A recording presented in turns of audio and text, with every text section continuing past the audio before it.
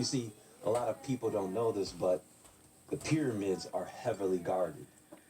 They don't want you to go into certain areas or take pictures of certain artifacts. I mean, they will let 1 million people die before they let anything happen to their precious pyramids. And the jackass head of antiquities, who I call the general, is there to make sure of it.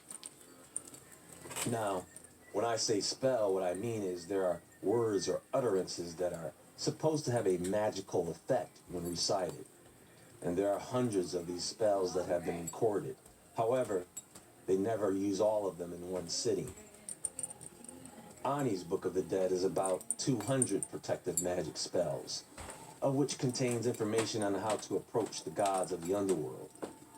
It contains spells to preserve the spirit, spells to enable one to breathe and drink, protection spells, information on how to navigate the underworld or Duat, how to get through its gates, caverns, guards. It points out the right words to use during judgment. Since the ancient Egyptians were into death and making preparations for death, the Book of the Dead was thought to be a necessity for passing on. And so, magic, the use of amulets, charms, jewels, became a very big deal in those days. Very big deal. They believed that preparing the body after death, or mummification, was the key to keeping the soul intact for the purpose of eternal life. They also believed that you would need certain tools to take with you, even though you would have the god Anubis, the god of the dead, to guide you through it. They considered the journey through the underworld to be quite dangerous. They had the idea that Osiris and 42 other judges would be waiting for them, so that they could be judged accordingly. If it turned out that you led a good life, you would be granted permission to enter into a perfect, beautiful version of Egypt.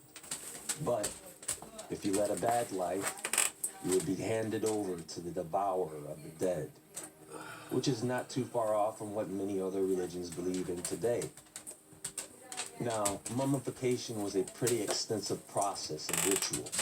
The priest would wear the mask of Anubis during the process of embalming. They would use a hook inserted into the nose to pull out the brain, which may have been discarded because they didn't really believe that the brain was of any value. They would make an incision alongside the torso to remove the internal organs. They would let those dry out, and then they were placed in canopic jars, except the heart, because they believed that the heart did the job of what we know the brain does. They would inject a resin inside the skull to prevent bacterial growth and rinse the rest of the body's cavity with spices and wine. They would then cure the body in salt for a little over 2 months. And in between that, they would stuff the body to make it look more human.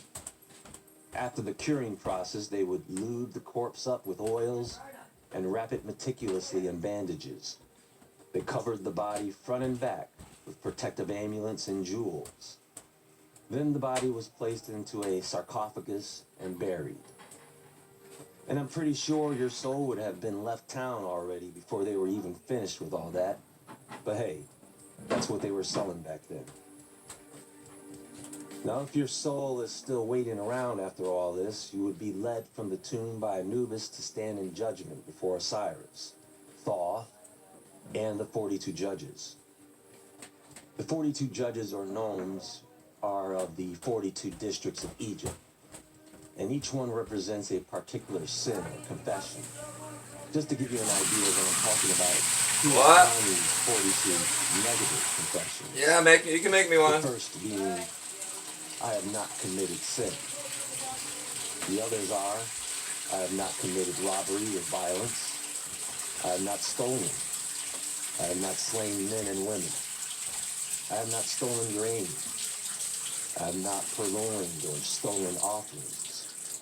I have not stolen the property of God. I have not uttered lies. Feel it. Warm. I have not carried away food. I have not uttered curses. I have not committed adultery. I have made none to weep. I have not eaten the heart. You're really hot. Here's a couple of I have Dad's got not more attacked cooking. any man, Pookie, I am there's a not couple a and man there's of he's got like deceit. 3 or 4 more for cooking for you. I have not Alright? stolen cultivated land. Yay. I have not been Just an make sure I eavesdropper. don't overcook them. I have not slandered anyone.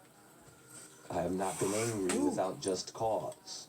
Passed out. I have not debauched or slept with the wife of any man.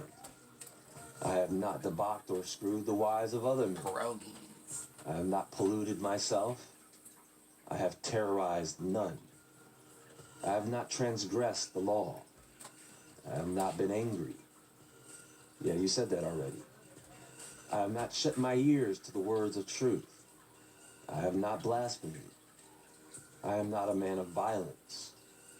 I have not been a stirrer up of strife.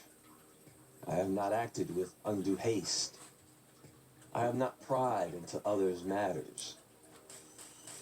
I have not multiplied my words in speaking. I beg to differ. I have wronged none.